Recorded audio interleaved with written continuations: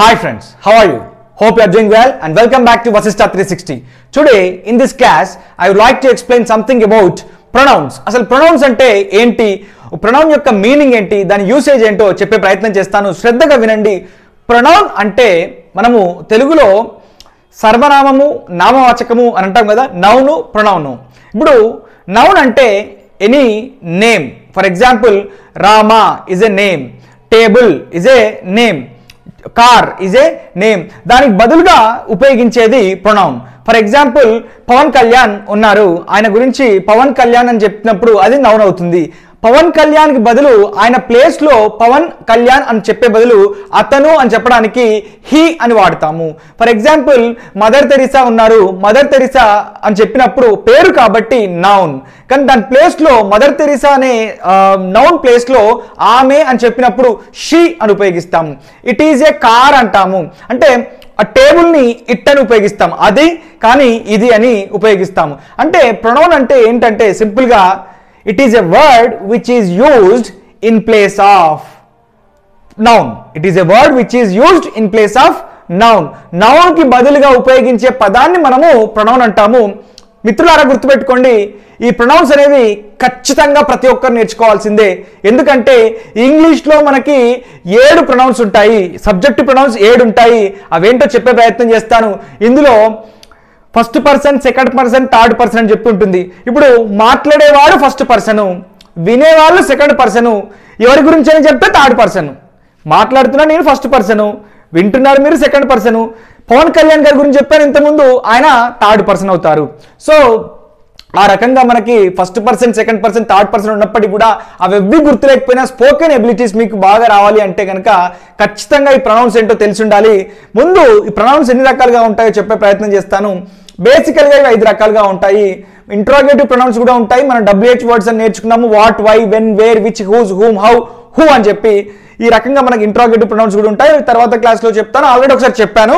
ఇప్పుడు ఈరోజు subjective pronounce, ఇక్కడ P1, P2, P3, P4, P5 అని రాశాను కదా, వీటిని సబ్జెక్టివ్ ప్రొనౌన్స్ అంటారు. మీరు రాసుకున్నప్పుడు అది రాసుకోండి. ఆబ్జెక్టివ్ ప్రొనౌన్స్ అంటారు, వీటిని పొసెసివ్ అడ్జెక్టివ్స్ అంటారు, వీటిని పొసెసివ్ ప్రొనౌన్స్ అంటారు, వీటిని రిఫ్లెక్సివ్ అంటే అర్థంలో చూసుకున్నప్పుడు మళ్ళీ మనకి ప్రతిబింబం రిఫ్లెక్ట్ అవుతుంటుంది కదా, రిఫ్లెక్సివ్ ప్రొనౌన్స్ అంటారు. ఓకే, ఇప్పుడు మనకి ఇంగ్లీష్లో 7 సబ్జెక్టివ్ ప్రొనౌన్స్ ఉంటాయి. ప్రతి ఒక్కరు తెలుసుకోవాల్సిందే. ఇంగ్లీష్లో ద బేసిక్ థింగ్ ఇది తెలుసుకోవాల్సిన అవసరం ఉంది. ఏమంటే I, we, you, they, he, she, it. I అంటే ఏంటి? నేను. వి అంటే ఏంటి? మేము లేదా మనందరం కలిసి అని చెప్పడానికి మనము. యు అంటే ఒకరిని చూపించినప్పుడు నీవు, ఒకవేళ చాలా మందిని చూపించినప్పుడు మీరు. దాన్నే గౌరవంగా మనము మాట్లాడినప్పుడు మీరు అని మాట్లాడతాం. అదే మన ఫ్రెండ్ని మాట్లాడినప్పుడు నీవు అని మాట్లాడతాం.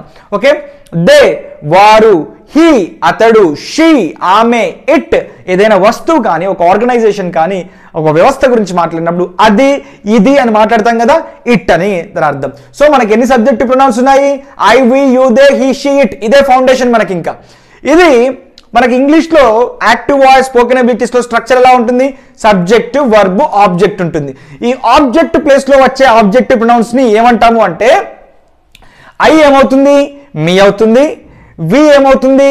అజ్ అవుతుంది. ఈ మీ తెలుగు మీనింగ్ ఏంటి? నాకు, నన్ను. దే ఇన్వైటెడ్ మీ, నన్ను వారు ఆహ్వానించారు. They invited me. దే అంటే వారు, నన్ను ఆహ్వానించారు.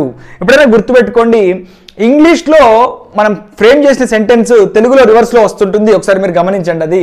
Okay, we are invited by them అని చెప్పారనుకోండి. వి అంటే మేము, వారి చేత మేము ఆహ్వానించబడ్డాము అని చెప్పాలనుకోండి. ఈ రకంగా చెప్పవచ్చు మనము. అజ్ అంటే మాకు, మనకు. యు అంటే ఒకరుంటే కనుక నీవు అని అంటాము, లేకపోతే నీకు అంటాము. మీరు, మిమ్మల్ని అని అంటాము. ఓకే, సో దే ఏమవుతుంది? దెమ్ అవుతుంది. హీ ఏమవుతుంది? హిమ్ అవుతుంది. కాల్ హిమ్, అతనిని పిలవండి. కాల్ హిమ్ బ్యాక్, అతన్ని వెనక్కి పిలవండి. గివ్ ఇట్ టు హర్, ఇది ఇవ్వండి ఆమెకి, ఈ బుక్ ఆమెకి ఇవ్వండి. Give this book to her, ఆమెకి ఇవ్వండి. ఇట్ ఇట్గానే ఉండిపోతుంది. ఓకే, ఈ రకంగా మనము సబ్జెక్టివ్ ఆబ్జెక్టివ్ ప్రొనౌన్స్ నేర్చుకున్నాము. ఈ తెలుగు మీనింగ్స్ అన్నీ కూడా మీకు తెలిసి ఉండాల్సిందే ఖచ్చితంగా. ఇప్పుడు ఈ పొసెసివ్ అడ్జెక్టివ్స్ ఏంటో చెప్పే ప్రయత్నం చేస్తాను. ఈ మై అంటే నా యొక్క, నా పేరు సో అండ్ సో అని చెప్పడానికి మై నేమ్ ఈజ్ అని ఉపయోగిస్తాము. మై ఫాదర్, మా ఫాదర్ అని చెప్పడానికి. సో ఈ పొసెసివ్ అడ్జెక్టివ్స్లో యొక్క అని వస్తుంది, దాన్ని బాగా గుర్తుపెట్టుకోండి. అవర్, మా యొక్క. అవర్ హోమ్, మా యొక్క ఇల్లు. My home is situated between 2 temples. My home is situated at so and so place. A place అయితే ఆ ప్లేస్ అన్నట్టు.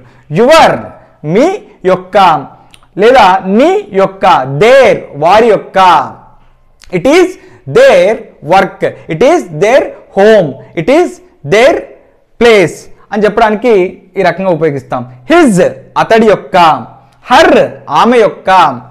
ఇట్స్, ఐటిఎస్, ఇట్స్, అది, దీని యొక్క, దాని యొక్క. ఇక్కడ మీరు ఒక విషయాన్ని గుర్తుపెట్టుకోండి మిత్రులారా, కొన్నిసార్లు మనం ఇట్స్ని అపాస్ట్రఫీ ఎస్తో చూస్తుంటాం. అదేంటి అంటే ఇట్ ఈజ్ అని చెప్పి దాని అర్థం. ఓకే, సో దాన్ని ఒకసారి మీరు కన్ఫ్యూజ్ అవ్వద్దు.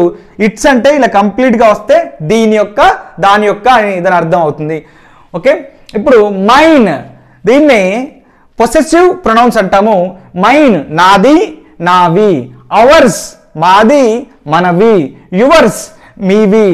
దేర్స్, వారిది లేదా వారిని. హిజ్, అతనిది, అతనివి అని కూడా చెప్పొచ్చు. హర్స్, ఆమెది, ఆమెవి.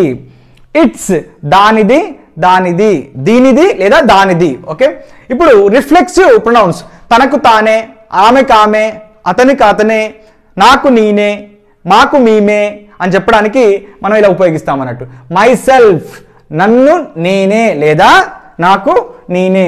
అవర్ సెల్ఫ్స్ అంటున్నాం. అవర్ సెల్ఫ్ ఉండదు, ప్లూరల్ కాబట్టి అవర్ సెల్ఫ్స్, మమ్మల్ని మేమే లేదా మాకు మేముగా. ఒక్కరుంటే నీవు అని అన్నాం కదా ఇంతకుముందు. ఒక్కరుంటే యువర్ సెల్ఫ్ సిట్ డౌన్ అంటారు. మన క్లాస్లో your self stand up, your self SIT down అంటారు. అంటే నిన్ను నువ్వే. యువర్ సెల్ఫ్స్, సెల్ఫ్స్ అంటేనే ప్లూరల్ ఫామ్ ఇక్కడ. నీకు నువ్వుగా, మిమ్మల్ని మీరే, మీకు మీరే. దెమ్సెల్వ్స్ అంటే వాళ్ళకి వాళ్ళే, వాళ్ళల్లో వారు కొట్టుకుంటున్నారని చెప్పారనుకోండి. They are fighting among themselves, they are fighting among themselves. వాళ్ళల్లో వాళ్ళే కొట్టుకుంటున్నారు ఇన్ ఫైటింగ్ అని చెప్పడానికి. వారికి వారుగా కొట్టుకుంటున్నారు. Himself, he achieved himself, he achieved the target himself. తనకు తానుగా దాన్ని సాధించాడు అని చెప్పడానికి. అతనికి అతడే లేదా అతనికి అతడుగా సాధించాడు అని చెప్పడానికి హిమ్సెల్ఫ్ అంటాం. హర్ సెల్ఫ్, ఆమెకు ఆమె. ఓకే, లేదా ఆమెకి ఆమెగా. ఇట్ సెల్ఫ్, దానికదే, దీనికిదే, దానంతా అదే, దానంతటా అదే. It self. Okay, it is open it self. ఈ రకంగా ఏదైనా రిఫ్లెక్సివ్ ప్రొనౌన్ దానికదే, నాకు నేనే, మాకు మేమే, అతనికి అతనే, ఆమెకు ఆమె అని చెప్పడానికి మనము ఆ రిఫ్లెక్సివ్ ప్రొనౌన్స్ వాడతాము. మిత్రులారా, మీకు వీటిని ఎలాంటి సందర్భాల్లో ఉపయోగించే ప్రాబ్లమ్స్ ఎక్కడ వస్తాయి, ఎట్లాంటి అనేది నెక్స్ట్ వీడియోలో చెప్తాను. అంటే ఎగ్జామ్లో ముఖ్యంగా మనల్ని ఎస్ఎస్సి సిజిఎల్ లాంటి ఎగ్జామ్స్లో అడుగుతుంటారు ఇలాంటివి. బట్ జనరలైజ్డ్గా చెప్పాలనుకున్నప్పుడు స్పోకెన్ ఎబిలిటీస్లో వీటి యొక్క యూసేజ్ తెలియాలి అంటే ముందు తెలుగు మీనింగ్స్ తెలిసి ఉండాలి. కాబట్టి ఇవి చెప్పడం జరిగింది. ఈ వీడియోలో ఇంతే. నెక్స్ట్ వీడియోలో నెక్స్ట్ కంటిన్యూషన్ చేస్తాను. ఈ వీడియో కనుక మీకు నచ్చినట్లయితే లైక్ చేయండి, నచ్చకపోతే డిస్లైక్ చేయండి. బట్ నలుగురితో షేర్ చేసుకొని ఛానల్ని సబ్స్క్రైబ్ చేసుకుంటారని నా మనవి. Thank you for giving this opportunity. All the best.